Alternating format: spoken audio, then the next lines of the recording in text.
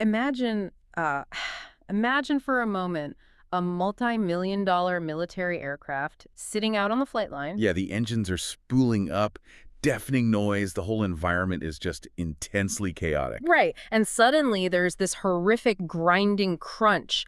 Sparks violently shoot from the exhaust, the engine completely seizes, and in a matter of seconds, a piece of machinery worth more than most people earn in a lifetime is just destroyed. And, when the dust settles, the investigation immediately starts looking for mechanical failure. Was it a bird strike? Was it a metallurgical defect in a turbine blade? Exactly. We want the X-ray, right? We want the clean, binary engineering answer of broken or not broken. But then the investigators pull the maintenance logs, they interview the crew, and the truth comes out. Yeah. It wasn't a bird, it was a wrench, a heavy steel wrench left inside the intake by a maintenance crew. But the part that actually keeps military commanders awake at night is what they discover next during the interviews. Oh, this is the worst part. A 19-year-old Airman Basic actually saw the wrench sitting there right before the engine started. They saw it, but their supervisor, a highly stressed, rushing technical sergeant, was just screaming about launch times. Right. The young airmen felt so incredibly intimidated, so terrified of disrupting the timeline and angering their boss, that they just stayed completely silent. They literally watched the engine eat the wrench. And that is where the X-ray machine of simple diagnosis becomes completely useless to us. Yeah, we aren't looking at a mechanical failure anymore. We're looking at a landscape of complex leadership, cognitive traps, and catastrophic systemic failure. It's the absolute definition of diagnostic muddy waters. I mean, the failure didn't start in the engine. It started in the organizational culture months or even years before that jet ever powered up. Welcome to the Blue Suit Files. We are absolutely thrilled to have you, the learner, joining us for another custom-tailored deep dive.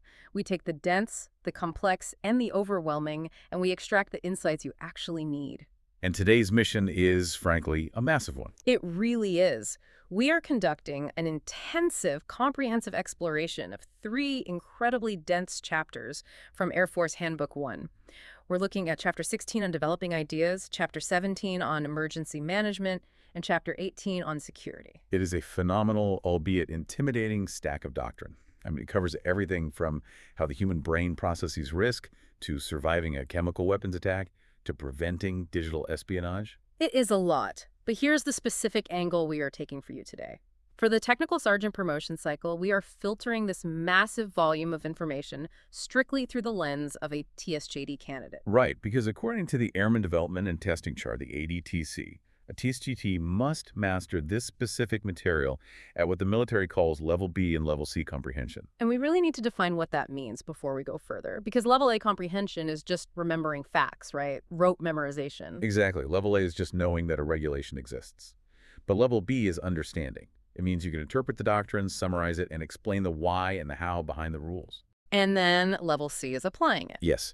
Level C is executing these concepts in the real world under immense pressure. A TSGT isn't just a technician turning wrenches anymore. They're a human sensor, a risk manager, an operational leader. They have to interpret the gray areas for the younger airmen below them. So, to achieve that Level B and Level C mastery, we've structured a very specific narrative arc for this deep dive. We're starting internally, right? Yeah, right inside the leader's mind. We'll look at the cognitive biases and psychological traps that cause us to make terrible decisions. Then, we'll look at the tools we use to fix those flaws. And from there, we move outward. Exactly, to how a leader manages sudden physical chaos disasters and emergency management. And finally, we'll scale all the way up to how they secure the entire installation physically and digitally. It's a progression from the micro to the macro, securing the mind, the physical environment, and the network. Because if the mind is compromised by bias, all the physical and digital security protocols will inevitably fail. Let's jump right into Section 1, the internal operating system. Because before a leader can manage a crisis on the flight line, they have to understand how their own brain is actively trying to trick them. Right. The doctrine begins with this fascinating concept called mental frames. And what stands out to me is how we can look at the exact same set of facts, but arrive at 2 completely different irrational decisions. Just based on how it's framed. Right. This ties directly into a psychological concept known as prospect theory. Decades of behavioral economics research show that human beings are not perfectly rational, calculating machines. Well, you really aren't. No, We evaluate outcomes based on a reference point. If you frame a situation to a leader as a potential gain, human beings tend to become highly risk-averse. They want to lock in the sure win. But if you frame it as a loss... Exactly. If you frame that exact same situation as a potential loss, our behavior flips completely. We suddenly become incredibly risk-seeking. We'll take wild, dangerous gambles to avoid the pain of a loss. Okay, let's ground that for the listener. What does that actually look like for a mid-level manager or a TSGT? It manifests most dangerously as the trap of sunk costs. So imagine a TSGT who has been tasked with completely revamping their unit's shift schedule. Okay. They've poured 3 months of time, massive amounts of administrative effort, and a lot of their own political capital into this new schedule. But after a month, the data is clear, the schedule is exhausting the airmen, productivity is down, safety incidents are up. The project is just objectively failing. A rational machine would look at that and say, okay, this failed. Let's revert to the old schedule immediately to stop the bleeding. Exactly. But because of prospect theory, the leader views reverting as a massive personal loss. They don't want to admit those 3 months were wasted. So they escalate their commitment. They do. They force the airmen to work even harder, mandate extra training sessions, throw more resources at a fundamentally flawed strategy just to avoid the psychological pain of failure. It's exactly like a gambler on a losing streak, right? Yes, pushing their remaining chips to the center of the table, desperately hoping the next hand makes them whole. That is terrifying because it feels so entirely justifiable when you are in the middle of it. You tell yourself you're just showing grit. Or persistence, yeah. This means at level B comprehension, you have to be incredibly self-aware about your own framing. You have to ask, am I making this decision because it's objectively the best path or because my ego can't handle the sunk cost? And that self-awareness extends heavily into how we use analogies and intuition. The military loves analogies. Oh, absolutely. Everything is an analogy. They're incredibly powerful cognitive shortcuts. If you face a brand new problem deployed, your brain searches for a similar past experience. If you find a match, you save massive analytical time. But the doctrine specifically warns that analogies can make us blind. They do. We overfocus on the comforting similarities between the past and present and completely ignore the nuanced differences that might get people killed. Which naturally brings us to intuition. The famous gut feeling. I feel like in leadership culture, we heavily romanticize the leader who just goes with their gut. We do, but we really shouldn't. Intuition is not magic. It's essentially subconscious pattern matching. Your brain is rapidly comparing current sensory inputs against decades of stored experiences. So for a highly experienced master mechanic, their intuition is valuable. It is, but the doctrine is explicit. Intuition must always be checked by formal analysis. Formal analysis grounds the intuition in actual data, and the intuition tests the assumptions of the formal analysis. You cannot rely on just one. I love that balance. Formal analysis grounds the gut feeling. Now, here's where the doctrine gets really interesting to me. Let's talk about the group. Group dynamics, yeah. We've all heard that 2 heads are better than 1. But this handbook takes a very critical look at the wisdom of groups and attaches a massive warning label about groupthink. Conventional wisdom argues groups make better decisions by pooling diverse talent. And statistically, that's true, but only if the group has specific guardrails. The wisdom of groups requires the members to be truly independent. Meaning they aren't all just subordinates terrified of contradicting the boss. Exactly. It requires decentralized thought. But if you lack those guardrails, if the leader is domineering or values harmony over truth, you get groupthink. The psychological pressure to conform crushes critical thinking. The symptoms of groupthink are alarming. The group shares an illusion of invulnerability. They become overly optimistic. They collectively rationalize away warning signs like, oh, that safety report was an anomaly, ignore it. And most dangerously, they exert intense pressure on anyone who dares to present a dissenting view. They label them as not being a team player. Which is the exact opposite of what you want. The handbook highlights a fascinating piece of research. It points out that even a single dissenting view significantly improves the outcome of a group's decision. Just one person. Just one. Even if the dissenting person is entirely factually wrong, the mere presence of an opposing view forces the group to break its conformity. It forces divergent thinking. Like in a disciplinary board, if everyone agrees instantly, it's over in 5 minutes. Right. But if one person strongly argues for retention, It forces a pause. They have to re-examine the evidence to prove the dissenter wrong. And someone might realize they missed key context, like an undisclosed medical issue. The dissent creates the necessary friction to find the truth. So as a TSGD, if you genuinely believe the group is marching toward a cliff, you have a doctrinal obligation to speak up. You do. But how that dissent is received depends entirely on the organizational culture. The handbook outlines 3 incredibly toxic cultures. First, the culture of no. Characterized by cynicism, right? Yes, lone dissenters are given veto power over progress. People are rewarded for tearing down new ideas, but never required to offer alternatives. It completely paralyzes innovation. That sounds miserable, but then you have the culture of yes, which honestly feels even more insidious because it masquerades as a healthy team. It is highly insidious. In a culture of yes, silence is automatically taken as enthusiastic agreement. The leader presents a plan, no one pushes back, they think they have buy-in. But they don't. No, people are just avoiding conflict. After the meeting, you get passive-aggressive resistance. They drag their feet or quietly undermine it in the field because they never believed in it. The illusion of consensus. And finally, the culture of maybe, analysis paralysis. Right. Action is endlessly delayed. Leadership thinks if they just gather a little more data, the perfect choice will reveal itself. But mature leaders understand perfect information is a myth. You have to balance the need for data against the operational cost of waiting. Okay, so what happens when these human flaws infect highly complex systems? The handbook dives into failure theories. Starting with normal accident theory. This shifts the focus to the structure of the organization. It posits that in highly complex, tightly coupled systems like a global air force, accidents are not anomalies. They are unavoidable. Normal. Explain tightly coupled for me. Because on a simple assembly line, if a worker drops a tool, the line stops, but the building doesn't burn down. A simple assembly line is loosely coupled. They're slack. But the military is tightly coupled and nonlinear. Processes are incredibly interdependent with zero slack. So a tiny error cascades. Almost instantaneously into multiple other systems in ways no human brain could predict. Operators can't even diagnose the symptoms fast enough to stop the collapse. That is deeply unsettling.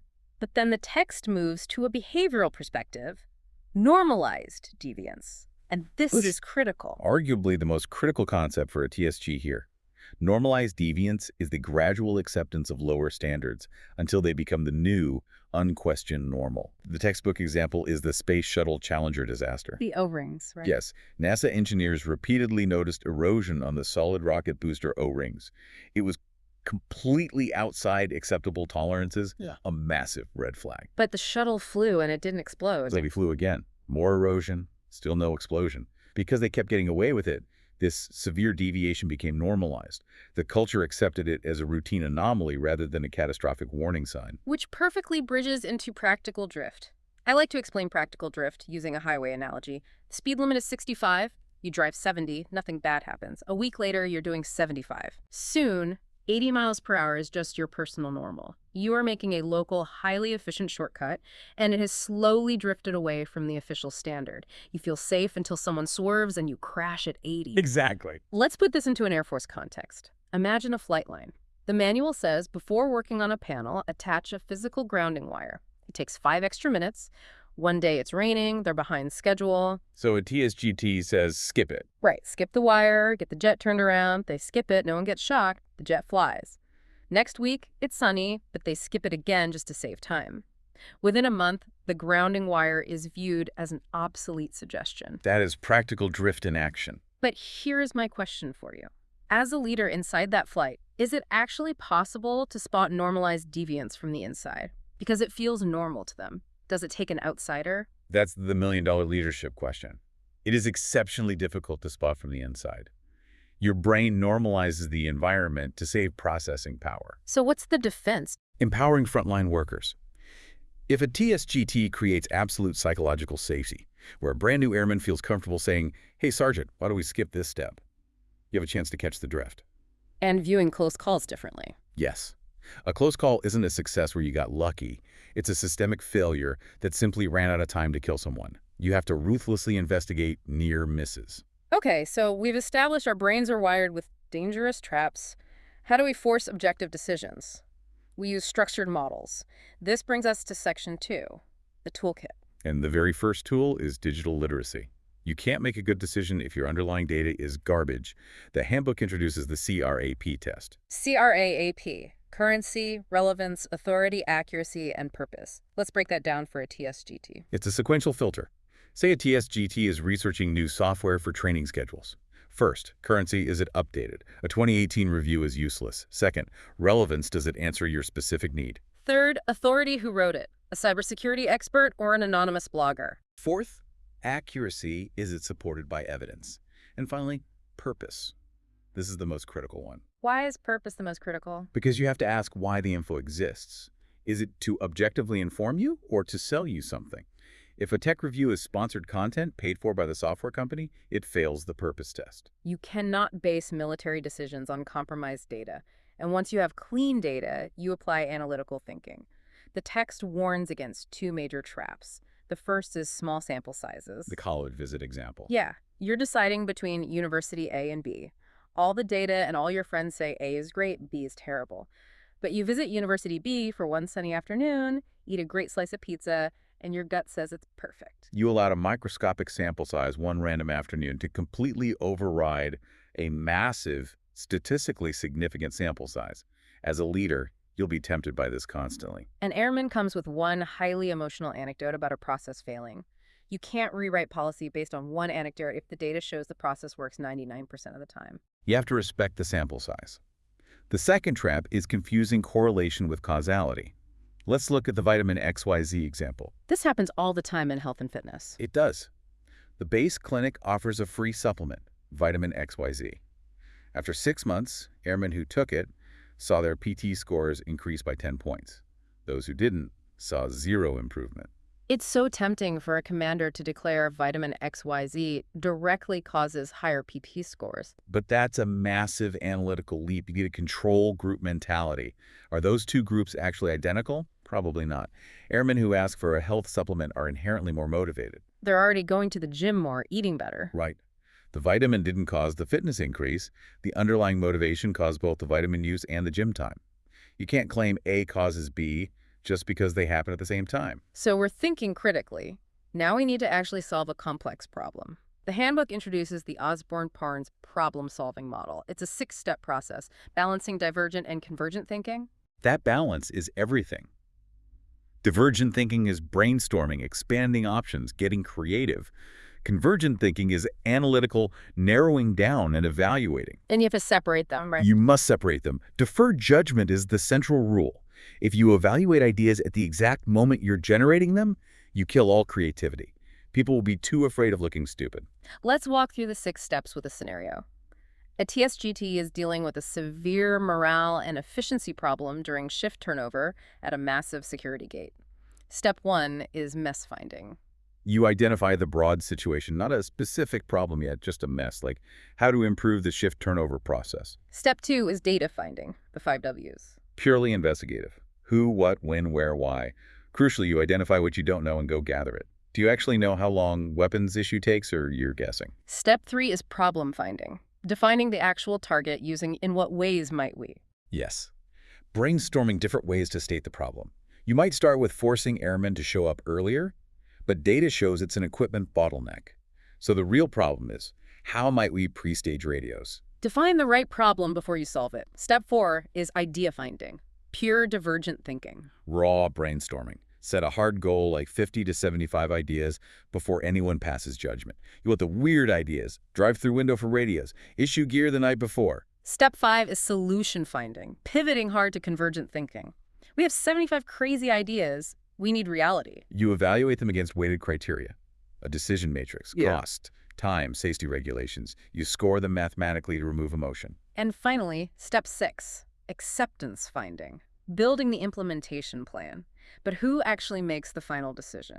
That brings us to the Vroom-Yetton-Jago decision-making model, deciding how to decide. It breaks decision-making down into 5 levels. Level I is decide and announce. Unilateral decision. Efficient, necessary in a crisis, but destroys morale if used for everything. Level 2 is gather input from individuals and decide. Consult SMEs one-on-one, but make the call alone. Right. Level 3 is gather input from the group and decide. Bring the whole team into a room for synergy. You listen, but retain sole final authority. Let me stop you there, because if you bring the whole group in, they recommend option A, but you go with option B once they feel like it was a sham. That is the exact hazard of level 3. If they sense your mind was already made up, you lose their trust permanently. You must state up front, I want your input, but I make the final call. Level 4 is facilitate consensus. The group debates until they reach a decision. The leader is just a facilitator, takes massive time, but builds huge buy-in. And level V, delegate with constraints. You hand the problem over entirely, define boundaries, and let them own the solution. But let me push back on level V. Critics say delegate with constraints is just passing the buck. Figure it out. I'm going to lunch. That's a fundamental misunderstanding. The difference between lazy abandonment and empowered delegation is the constraints and support. You set the lateral limits like legal requirements and budget, and you clear administrative roadblocks for them. It's about having airmen on the loop, not in the loop. And this all circles back to procedural justice. The handbook states a fair process matters more than the actual decision itself for implementation. It's a profound truth. If a team believes the process was transparent and their voices were heard, they'll execute the plan with dedication, even if they disagreed with the outcome. Process dictates buy-in, but you also have to balance that against the joke, a camel is a horse built by a committee. Consensus isn't always good. Sometimes forcing consensus leads to terrible, watered-down design. Great leaders don't just passively seek consensus, they actively build it through procedural fairness. So we've talked about decision-making in a climate-controlled boardroom. But what happens when the sirens start wailing? Section 3, the crucible, emergency management and CBRN. The DAF Emergency Management Program is built on 5 core missions: prevention, protection, response, recovery, and mitigation. And to execute those, you have the Disaster Response Force, the DRF. Let's break down the anatomy of the DRF for a TSGT. The central nervous system is the ECC, the Emergency Communications Center. 24/7 dispatch, integrating fire, medical, security. Next is the Incident Commander, the IC, the on-scene boss managing the tactical response. Right. Supporting them is the EOC, the Emergency Operations Center. They coordinate base-wide resources and logistics from a secure location. And above them all is the CIT, the Crisis Action Team. And the text makes a massive distinction here. The CIT is not managing the incident. Correct. And untrained leaders fail here. The CAT is the installation commander and senior staff. Their focus is solely mission continuation. So if there's a fuel fire on the flight line, the IC fights the fire, the EOC routes water trucks. If the CAT is deciding where to park fire trucks, they've failed. Exactly. The CAT's job is asking, how do we divert incoming bombers? How do we fulfill our wartime tasking despite the fire? The EOC fights the crisis. The CCAT fights the war. That separation is vital. Let's talk hazards, natural, technological, and man-made. But the military focuses intensely on CBRN. Chemical, biological, radiological, and nuclear threats. Chemical agents are rapidly acting nerve, blister, blood, choking agents. Nerve agents cause your muscles to violently lock up. Biological agents are insidious because of the incubation period. An attack happens, and no one knows for 3 days until hundreds collapse. Right. Radiological and nuclear bring blast waves, thermal heat, ionizing radiation, and EMPs that fry unshielded electronics. And then there's TACTUMs, toxic industrial chemicals and materials. This part terrified me. A TAC or TIM is a highly toxic substance used in commercial industry, like a massive chlorine gas tank at a water plant or an ammonia rail car. The terrifying detail is that military gas masks and filters are often not designed to protect against ticanomes. How is a military-grade mask useless against a local chemical factory leak? It's molecular chemistry and volume. Military filters trap specific, complex molecules like sarin. But industrial chemicals like chlorine have very simple, low-weight structures. They slip right through the carbon filter bed. Wow. Furthermore, an industrial tank rupture releases a staggering volume of gas. It instantly saturates and overloads the filter. That's why the doctrine says the immediate action for a TC tomb is evacuation, crosswind, and upwind. Do not put on your MOPP gear and think you're invincible. If you're trapped, shelter in place, seal the room with plastic, turn off the HVAC. Speaking of MOPP gear, let's talk warning signals. Yep. A 3 to 5 minute steady tone means disaster imminent. Wavering tone means attack imminent. Lockdown is for an active shooter. And those tie into alarm conditions and MOPP levels, mission-oriented protective posture. I compare MOPP levels to escalating winter gear. Yeah. MOPPCO is alarm green, attack not probable, like carrying your heavy coat over your arm. Alarm yellow, attack probable under 30 minutes, you move to MOPP2. You put on the coats and boots. Alarm red, attack imminent or in progress.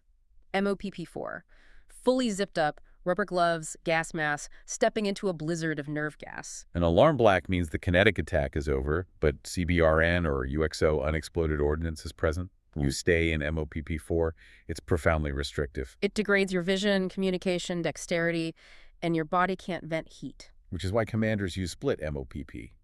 If post-attack reconnaissance shows the flight line is contaminated but dorms 2 miles away are clean, they zone it off. Flight line stays MOPP4, dorms downgrade to MOPP0. You also have Kelpro collective protection systems. What's the mechanism there? Positive overpressure. The system pumps clean, filtered air into a sealed building faster than it escapes. The higher air pressure inside means if there's a crack in the seal, air blows out, preventing toxic air from seeping in. That allows personnel to process through an airlock, take off masks, and continue the mission. But eventually, you have to recover the base. Recovery relies on PIR teams' post-attack reconnaissance. They venture out to detect chemicals and find unexploded bombs. They use salute reporting, size, activity, location, unit, time, equipment. And then decontamination. The text highlights a critical warning about personal decon kits, RSDL, and M295 kits. It strongly warns against using commercial bleach on your skin or gear. Why is that so dangerous? Brutal chemistry. Certain chemical agents react violently to bleach. You might initiate an exothermic reaction, creating intense heat that causes thermal burns right through your suit, or synthesize a new, even more toxic off-gassing compound. You have to follow the rigorous science of the issued kits. Okay, so surviving a missile attack is the extreme end. But statistically, the biggest threat is human error during peacetime. Section 4, the SHIELD, mishap prevention. The USAF Mishap Prevention Program classifies mishaps based on financial cost and medical severity. A Class A mishap is the absolute worst. Over $2.5 million in damage, a destroyed aircraft, fatality, or permanent total disability. Class B is $600,000 to $2.5 million, permanent partial disability, or 3 or more hospitalized. Class C is $60,000 to $600,000, or a non-fatal injury missing 1 or more days of work. Class D is $25,000 to $60,000, or a recordable injury requiring medical treatment. Why are those dollar amounts so critical? They trigger mandatory legal actions. A Class A triggers formal safety investigation boards, general officers, even briefings to Congress. Cost dictates the systemic autopsy. To prevent hitting those, we rely on hazard reporting, specifically the AF Form 457. Anyone can submit it anonymously, and the safety office must reply in writing within 10 duty days. That 10-day rule is vital for trust. If reports vanish into a black hole, people stop reporting. All this data goes to the Air Force Safety Center, particularly the Human Performance Division, because human error is the #1 cause of mishaps. Getting back to practical drift, risk management is the structured antidote. 4 principles. Accept no unnecessary risk, make decisions at the appropriate level, integrate RM early, and apply it cyclically. For long-term planning, there's a formal 5-step RM process. 1. Identify hazards. 2. Assess hazards using a matrix of probability versus severity. 3. Develop controls and make decisions. 4. Implement controls. 5. Supervise and evaluate. That's great for a planned family day, but what about real-time RM? For fast-changing situations, the biggest enemy is loss of situational awareness. Tunnel vision. Under extreme stress, perception narrows. You fixate on the immediate task and lose track of the broader environment. Exactly. To combat this, the Air Force has 2 universal safety commands: knock it off and timeout. Let's unpack knock it off. The manual dictates an airman basic can yell knock it off and halt an operation, and a general cannot override them.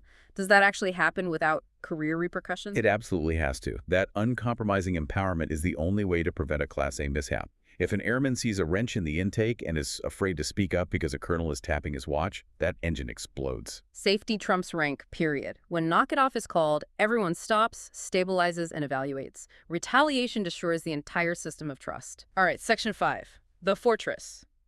Securing the physical and digital footprint of the installation. Integrated defense. It's an all-airman program. You have the base perimeter, the physical fence, the base boundary, the surface area for coordination. But the critical concept is the base security zone, the BSZ. The area outside the fence where the base is vulnerable to standoff weapons? Mortars, rockets, man pads. The chain-link fence is an illusion of safety. If an enemy parks a truck 3 miles outside the base and drops a mortar on the runway, the fence did nothing. The commander must mitigate threats in the BSZ even though they don't own that civilian land. They use the 9 desired effects of integrated defense. Anticipate, deter, detect, assess, warn, defeat, delay, defend, and recover.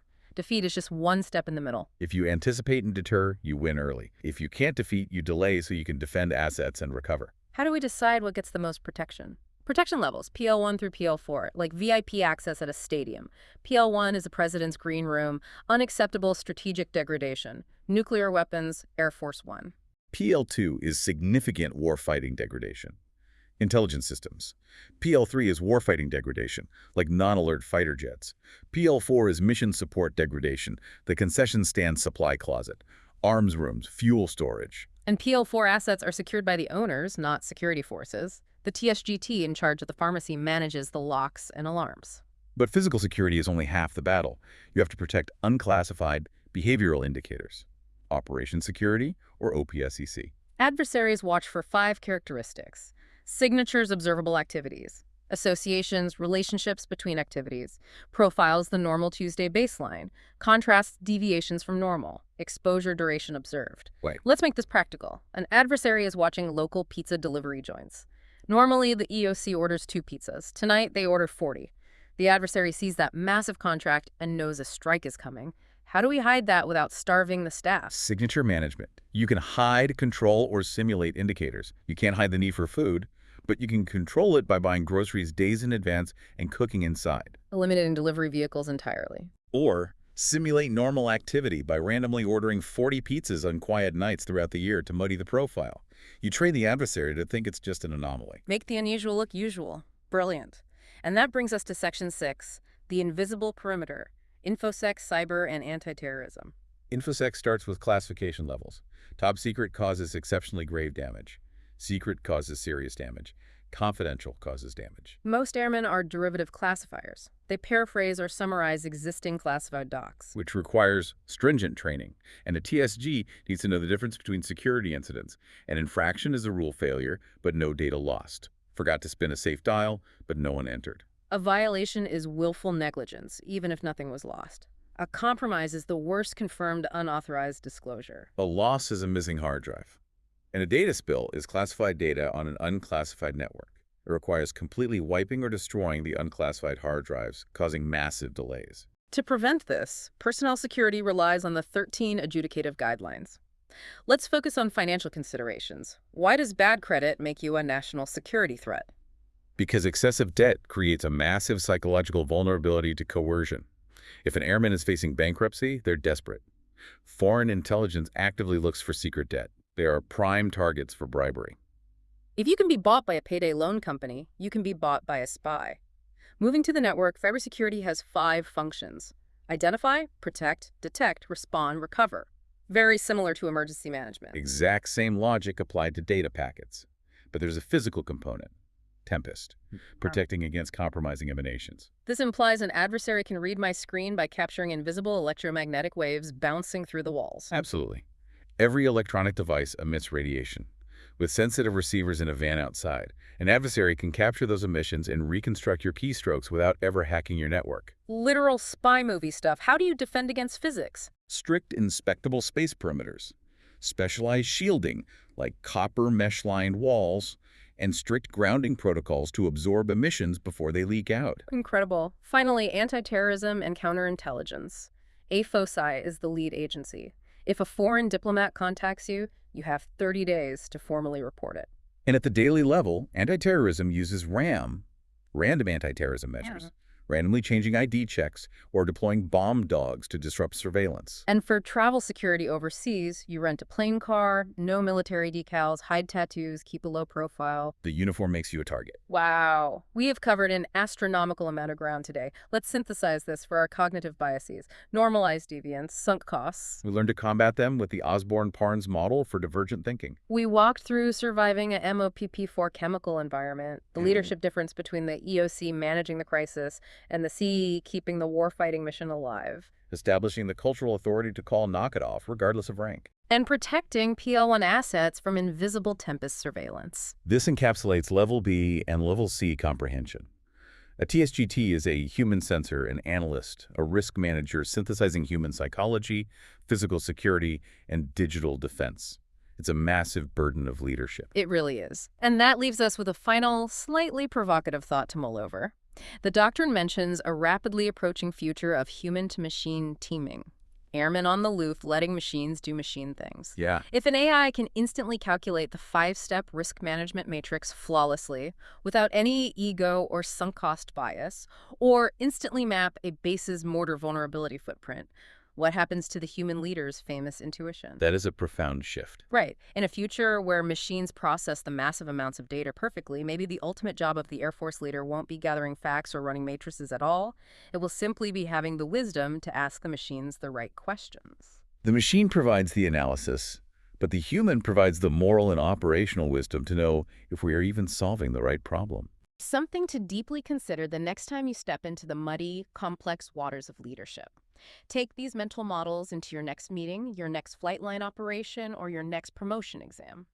Thank you for joining us for another deep dive. We'll see you next time.